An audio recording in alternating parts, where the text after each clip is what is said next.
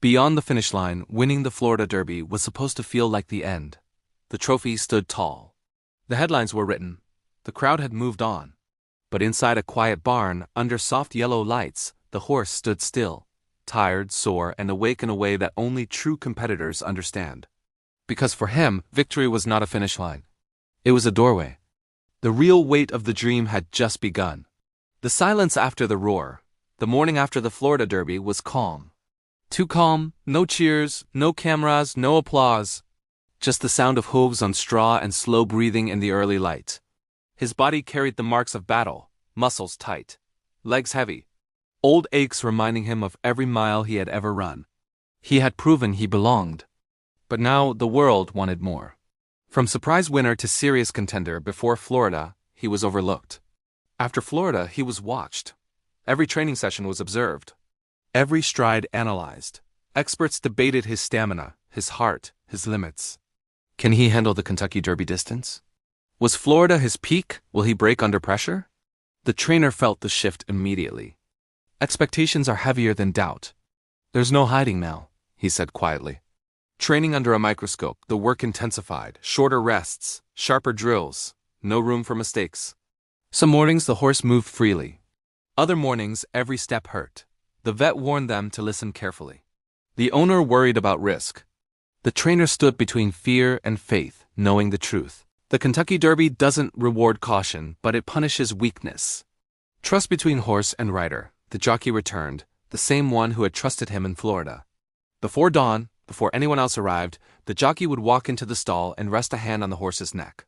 No words, just presence. "I'll protect you," he whispered. "But when it's time, we go all in." The horse answered by lowering his head and breathing slowly. Trust like that isn't taught, it's earned. The shadow of history, Churchill Downs, waited. A track soaked in history, hope, and heartbreak. One race, one chance, 20 horses. Only one name remembered. The trainer watched old Derby replays late at night. Champions rising, dreams falling apart. This race takes everything, he thought. But it also gives something eternal. The final test, one final prep race, stood in the way. This time he wasn't chasing. This time he was the one being hunted. The race was rough. Traffic, pressure, no easy path. He took bumps, lost rhythm, fought back. He didn't win, but he didn't quit. He crossed the line strong. Sometimes strength matters more than first place. Doubt tries again. The media reacted fast. He looked tired. The Derby might be too much. Florida could have been a one-time miracle. The trainer said nothing publicly. That night, alone in the barn, he ran his hand along the horse's neck.